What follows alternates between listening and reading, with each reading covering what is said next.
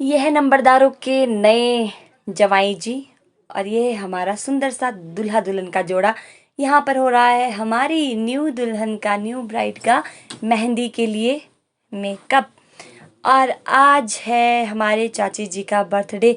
एक तरफ हो रही है दुल्हन की शादी और एक तरफ है हमारे चाची जी का बर्थडे। हेलो, नमस्ते जी, मेरा नाम है प्रीतिका, स्वागत है यहाँ पे आपका ना मैं मेरे अपनी ब्लॉग बेटी में। को मना रही हूँ कि मैंने मेहमान जाना है बेटा, तू यहीं पे रह ले। और ये बूढ़ी मैंने भी आना है, पर मैं इसको जैसे कैसे बहला के खाना खिला के फिर सुला देती हूँ। मन तो नहीं था मेरा आने का, पर क्या करूँ, जाना तो पड़ेगा। मन तो नहीं था इसको छोड़ के जाने का, पर क्या करे, छोड़ना पड़ा क्योंकि मैं चाहती हूँ ये घर वालों के साथ एडजस्ट करे। अगर कभी मुझे इमरजेंसी में इसे छोड़ना पड़ा तो भी इसे भी कोई प्रॉब्लम ना हो और मुझे भी कोई प्रॉब्लम ना हो। पता नहीं मैं कौन सी घड़ी पे आई हूँ कि मैं ससुराल में 4-5 ही दिन लगा पाती हूँ। एक स्टेशन में पहुँच कर मैंने थोड़ी बहुत फास्ट फूड खाए, फिर हम दोबारा से चल पड़े मेरे मायके की तरफ। मैं 18 मार्च को गई थी पोंटा होली के मेले में, 25 मार्च को आई वहाँ से, और आज है 5 अप्रैल में फिर से आ गई अपने मायके। मतलब मैंने मायके में सिर्फ 6 दिन लगाए।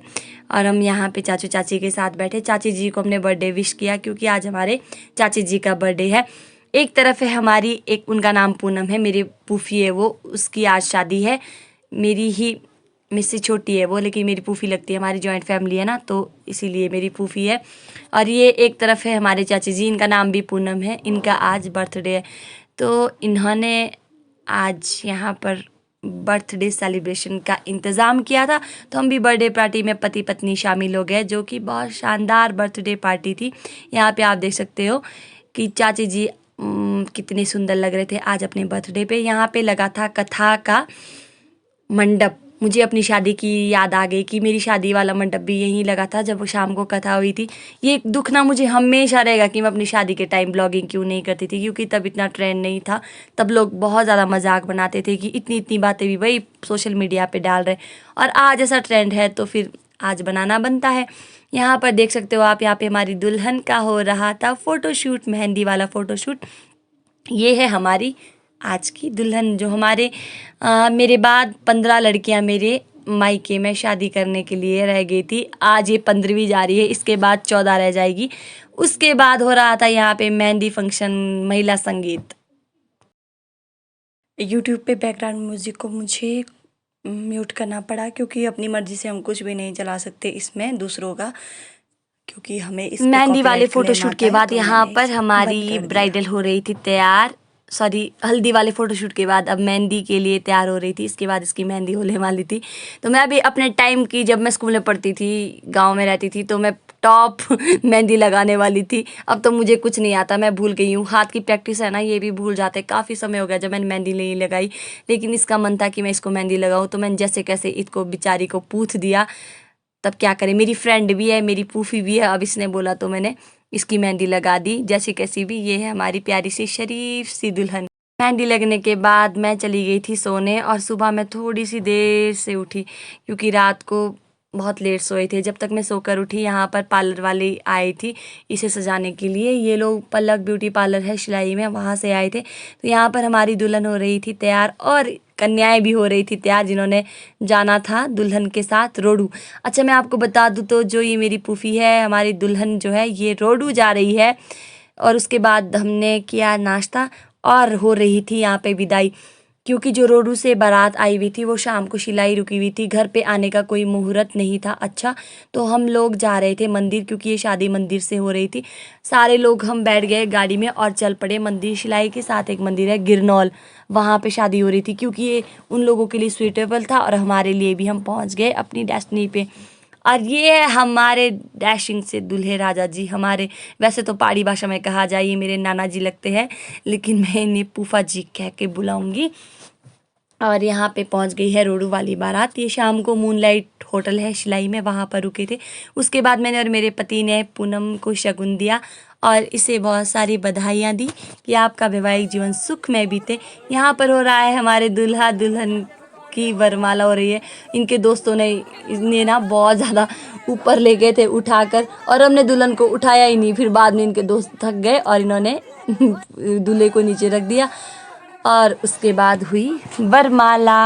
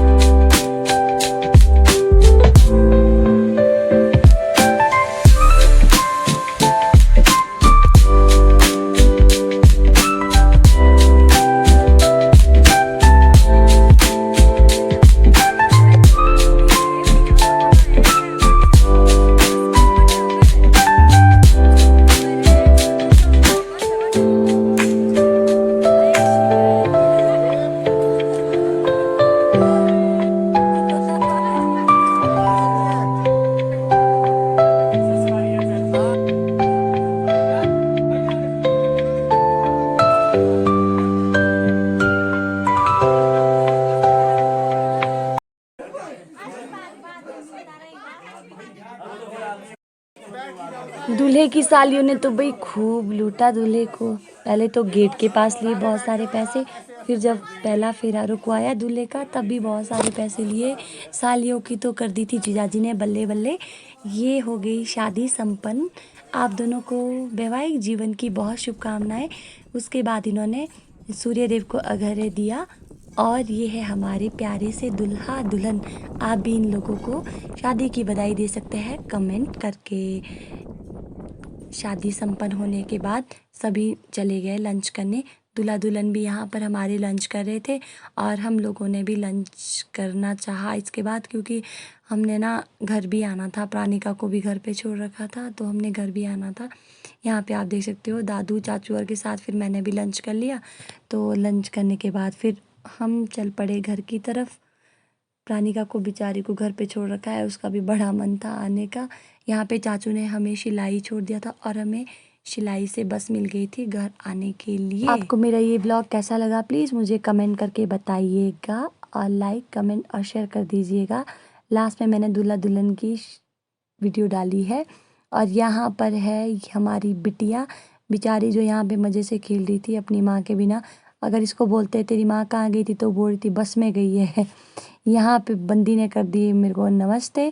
और आज का व्लॉग करती हूँ मैं यहीं पे ख़त्म। आपसे मिलती हूँ अगले व्लॉग में। लास्ट में आपको दिखाती हूँ मैं क्योंकि आज मेरे को रिसेप्शन की वीडियो मिली है। तो ये है हमारे प्यारे से दूल्हा दुल्हन की रिसेप्शन वाली नाटी।